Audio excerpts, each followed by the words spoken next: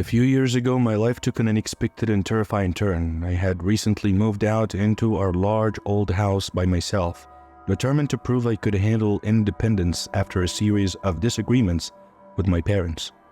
The house, with its creaky floors and drafty hallways, became my sanctuary, though its age made living alone feel unnerving. In the beginning, the silence of the house often felt oppressive, each creak and groan amplified by the stillness.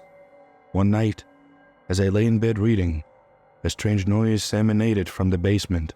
I initially brushed it off as the house settling, or perhaps a stray animal, but as the minutes ticked by, the sound grew louder and more distinct, sending icy shivers down my spine. Driven by a mixture of curiosity and dread, I grabbed a flashlight and ventured down the basement stairs. The darkness swallowed me, and each step seemed to echo louder in the chilling silence. I scanned the basement with the beam of my flashlight, revealing dusty corners and cobweb-covered shelves, but nothing seemed out of place. Just as I was about to turn back, I heard a faint whimper from behind a stack of boxes. My pulse quickened as I approached, the flashlight trembling in my hand.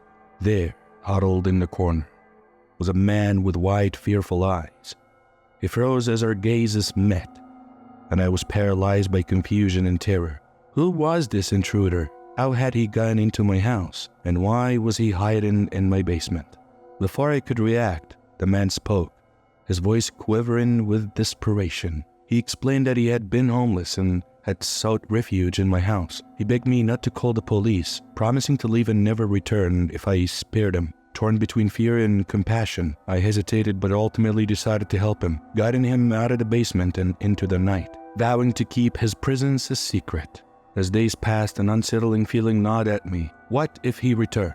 What if he was dangerous? I tried to convince myself that I had done the right thing, but my anxiety only grew. Then one night, while the wind howled outside, I heard it again, the ominous noise from the basement, now accompanied by the unmistakable sound of footsteps echoing through the house. My heart pounded as I grabbed the flashlight and hurried downstairs. At the bottom of the stairs, I saw him again, the man from the basement, standing in the middle of the room with a wild, deranged look in his eyes.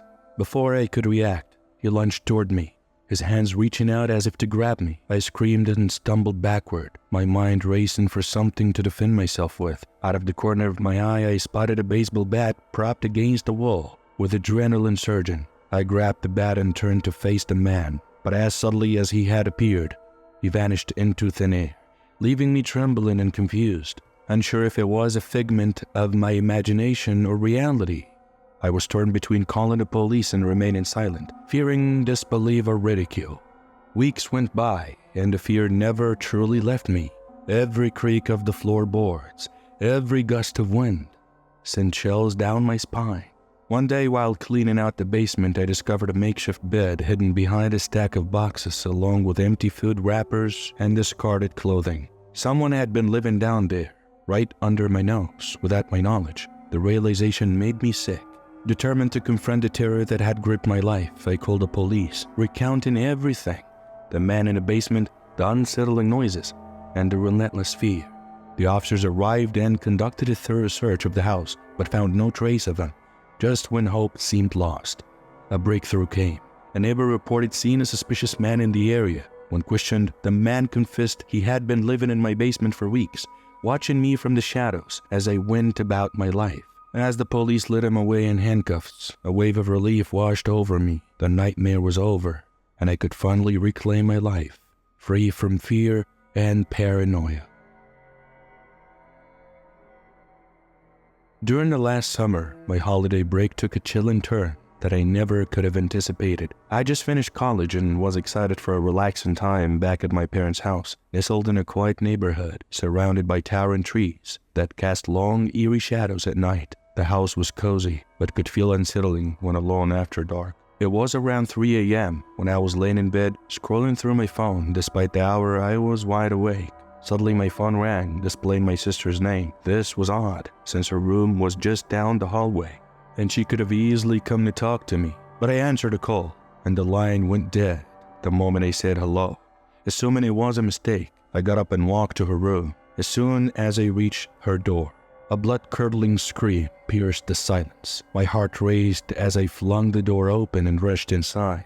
My sister was sitting upright in bed, her face pale and eyes wide with terror. She pointed shakily to the corner of the room. I looked but saw nothing. She burst into the tears, describing a dark, menacing shadow that had been inches from her face, making her feel suffocated. I tried to soothe her, suggesting it might have been a nightmare, but she insisted it was real. When I pointed out that her phone, where the call supposedly came from, was downstairs in her purse, she seemed confused.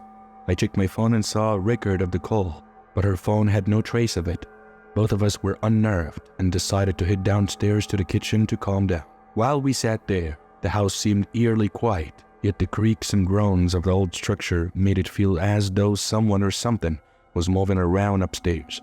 I reassured myself it was just the house settling, but deep down, I felt an unsettling presence. We spent hours trying to make sense of the light's events, but the more we talked, the more confused and anxious we became. The shadow my sister saw and the mysterious call that vanished from her phone were inexplicable, leaving us feeling like we were in a horror movie with no escape. The next day we told our parents, but they dismissed it as a prank or a bad dream. But I knew something was deeply wrong. Strange occurrences began piling up, doors slamming shut on their own, and footsteps echoing through the hallways at night. I tried to attribute it to my imagination, but the feeling of being watched was inescapable. Determined to get to the bottom of it, I grabbed a flashlight one night and began a thorough search of the house. I checked every room, closet, and corner, but nothing seemed out of place. Just when I was about to give up, I heard a faint whisper in my ear, a raspy, chilling voice that seemed to come from within the walls themselves. "Get out while you still can." My heart pounded as I spun around, but there was no one there. The whispering intensified, driving me to panic. I knew I had to leave immediately. I raced back to my room, packed a bag in a frenzy, and told my sister we needed to get out. She looked terrified but didn't hesitate. We hurriedly packed our things and fled the house, not daring to look back. We never returned to that house, and the haunting memories of that summer stayed with us. A constant reminder of the terror that lurked in the shadows of that seemingly quiet home. My name is Alex, and at 22 years old, I've always relished the peace of my little house on the edge of town, nestled in a quiet neighborhood. It is a sanctuary of calm, especially at night when the only sounds are the rustling leaves and the occasional hoof of an owl. Normally the solitude is comforting, but tonight something feels dreadfully off. It is a pitch-black, moonless night. Shadows engulf the room, with only the faint flickering light of a lamp breaking the darkness. The ticking clock amplifies the silence, each second stretching interminably.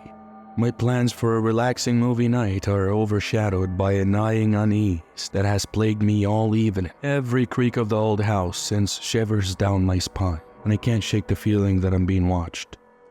My mind races, trying to dismiss the creeping dread as an overactive imagination. But then I hear it, a soft scratching sound coming from somewhere in the house. My heart skips a beat. I strain to listen, but the sound vanishes as quickly as it appeared. I try to focus on the movie, but my thoughts are relentlessly drawn back to the eerie noise. I tell myself it's probably just a mouse, but deep down I know it's more sinister. My hand shakes as I reach for the remote to turn off the TV and head to bed, but before I can, the scratching returns, louder and more urgent. It's coming from upstairs, from the direction of my bedroom. Fear grips me as I freeze, my breath catching in my throat. Summoning every ounce of courage, I force myself to ascend the stairs. Each step feels like an eternity, with the scratching growing louder, a menacing rhythm that seems to echo in my ears. At the top, I pause, listening intently. The sound is unmistakably coming from behind my closed bedroom door. My hand trembles as I grasp the door handle, my heart pounding with every beat. I push the door open, half expecting to confront some unspeakable horror, but the room is empty, shrouded in darkness, except for a silver of moonlight filtering through the window. Relief floods me, but it's short-lived. As I step further in, I notice the source of the scratching, a long, jagged scratch running down the walls as if something or someone had dragged their nails across it. My blood runs cold as I realize I'm not alone in the house. Something malevolent is lurking in the shadows. The thought of staying another moment in this house fills me with an almost primal terror. I turn to flee, desperate to escape this nightmare. But before I can move, I hear it. Laughter, low, menacing, and echoing through the darkness. My heart races as the laughter grows louder, surrounding me. From the blackest depths of the shadows, nightmarish figure emerges. Its eyes glow ominously, and its mouth is lined with razor-sharp teeth. I scream, the sound reverberating through the empty house, as the creature lunges towards me with outstretched claws. And then, everything goes black. When I awaken, it was the morning. The sunlight filters weakly through the curtains. For a fleeting moment, I wonder if it was all just a terrible dream, an illusion conjured by the night's darkness. But then I see the scratch on the wall, a cruel reminder of the horrors that lingered in the shadows. As I flee the house, vowing never to return, a chilling feeling of being watched clings to me. I can't shake the sense that something is still out there, lurking in the darkness, waiting for its next opportunity to strike.